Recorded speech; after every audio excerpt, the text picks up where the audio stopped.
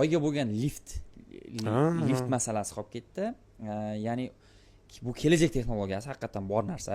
Ya'ni ko'pchilikka mantiqsiz tuyulishi mumkin. Tasavvur qiling, shu darajada ideal holatdagi chidamli trosni ma'lum bir balandlikkacha tortib chiqaradigan bo'lsak, trosimiz muvozanat holatiga tushib qoladi. Trosimizning bir uchi yerning yuzasida turibdi, bir uchi kosmosda turibdi. Tasavvur qilasizmi? Necha ming kilometrda? Bu geostasionar balandlik deydiga, asosiy 36 ming kilometrda. Yo'q, geostasionar balandlikka chiqqanda faqat u kompensatsiya bo'ladigan balandlik u. O'sha balandlikka chiqdimi, u balandlikda jismni pastga ham tortmasligingiz kerak. Tepaga. Qarama-qarshi tomonga ham kuch bilan ta'sir qilmasligi. Shunda u muvozanatda qoladi, yer bilan birga aylanadi. Trosimizda o'z massasi bor-ku, misol uchun, keskin massasi juda katta bo'ladi. Agar trosimizni yer sharidan tortib, yerning yuzasidan tortib chiqib, shu geostasionar balandlikka chiqarib qo'ysak, endi trosimizni ko'tarib turishimizga to'g'ri keladi. Ko'tarib turadigan kuch yo'q. Endi trosimizni geostasionar balandlikka chiqqandan keyin undan keyin ham bir kamida bir 190 ming kilometrma uzoqlikkacha cho'zib boradigan bo'lsak, bo'ldi. O'rtada muvozanatga trosimiz qochib ketishga harakat qiladi. Ya'ni markazdan qochma kuch ta'sirida bularning umumiy holatda markazi geostasionar balandlik bo'ladi. U rejalashtirilgan geostasionar balandlikka umumiy main baza qurmoqchi, ya'ni asosiy baza.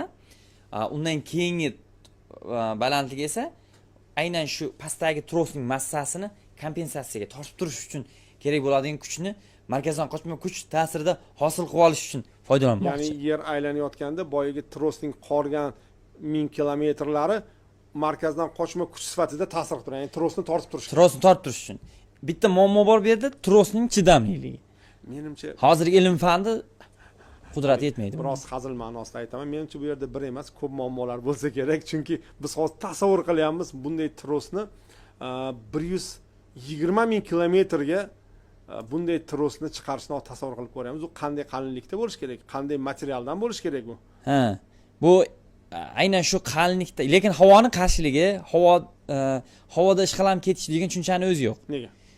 Geostasionar balandlik birga aylanadi. Bir xil tezlikda yerning tortish kuchi bilan bir xil tezlikda aylanadi. O'z o'qida atrofida aylanish tezligi bilan bir xil tezlikda aylanadi. Shuning uchun havo molekulalar bilan bir xil tezlikda aylanadi. Boy trosimiz unga urilmaydi. Bu lekin kelajak texnologiyasi, ehtimol bor bu narsani, faqat material masalasi, ya'ni material science, materialshunos bilan shug'ullanadigan olimlarning qobiliyatiga bog'liq.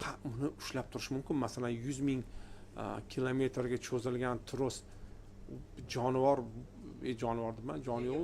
Bu qiyomay aytmoqchi bo'lganim, bu qanaqa massaga ega bo'ladi va qanaqa tortadi buni deyman. O'ta katta massaga ega bo'ladi. Shuning uchun hozirgi nuqtai nazar faqat nazariya bu. Buni tasavvur qilishning iloji yo'q.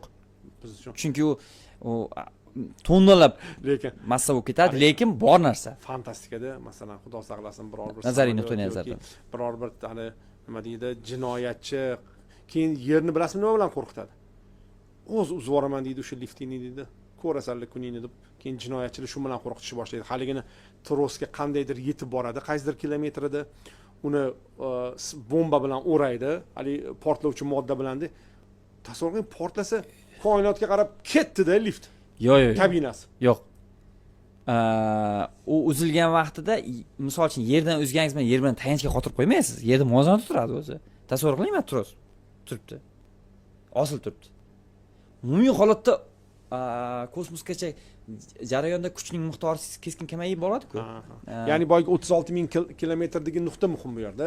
O'sha surilmasligi. Nuqta u muvozanatda turgan nuqta. Lekin keyingi fantastik asarlar uchun, ya'ni o'zi haqiqatda mana shunday yo'nalish biz o'zbek adabiyotida ham juda ham muhim. Ya'ni ilmiy fantastika uchun ya'ni bu ilmiy fantastikada, ya'ni biz uchun hozir fantastika, lekin ilm fan buni nazariy jihatdan mumkinligini aytadi.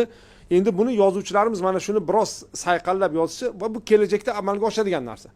Bu xuddi bir 70 yil oldin robotlar to'g'risida yozilgan sun'iy intellekt misol. Mana sun'iy intellekt. Mana u vaqtda tushizga ham kirib, undan 10 yil oldin ham o'zi g'alatiroq eshitlardi bizga.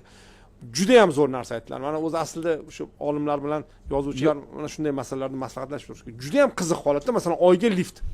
O'zi bu yerda juda katta muammo ham qolmagan shu narsani yaratish uchun. Faqat material. Material. Bu yerda material misol uchun 100 km balandlikka chidaydigan materialni o'zi yo'q-da hozir. U shunaqa darajada bo'lishi kerakki, markazdan qochma kuch u yoqdan tortib turish kerak, material tushib ketmasligi uchun pastga. Geostatsionar balandlikdan keyingi masofada. Pastdagi gravitatsion tortish kuchini trosdan nima deydi? Og'irligini kompensatsiya qilib turish kerak. Endi bu tros orqali rejalashtiryapti. Tros orqali endi siz geostatsionar stansiyaga chiqib olishingiz mumkin. Bunga misol uchun kamida 2 kun vaqt ketadi. Geostatsionar balandlikka chiqish uchun liftda hisob-kitob. Yo endi masalan oddiy poyezdda Xorazmga ham bir kun berasiz, odamlar chidaydi. Kamida endi tezligi katta. Rossiyada bu bir chekkasidan ikkinchi chekkasiga bir hafta boradi poyezdda o'shani. 300 u tezyurar poyezd tezligicha harakatlanadigan tezlikda misol uchun hisob-kitob qilgan. Endi mayli uni bir kun ketar, 2 kun ketar, bir hafta ketar. Lekin asosiy narsa yerning gravitatsion tortish kuchini sezilarli keskin kamayib ketgan hududga chiqib olishingizda, undan keyin u oyga borishingiz hech narsa emas, oson.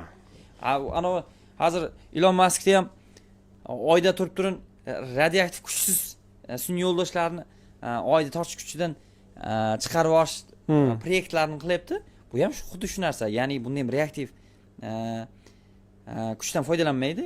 Ya'ni ma'lum bir magnit maydon ta'sirida jismni ma'lum bir irg'itib yuboradi. Ostida shu oyning ikkinchi kosmik tezligi, yerniki emas. Oyning ikkinchi kosmik tezligi keskin farq kam. O'sha tezlik beradi, havoning qarshiligi yo'q. Boyagan o oydan tark etib ketadi. Bu yerda juda arzon, bu sezilarli darajada arzon.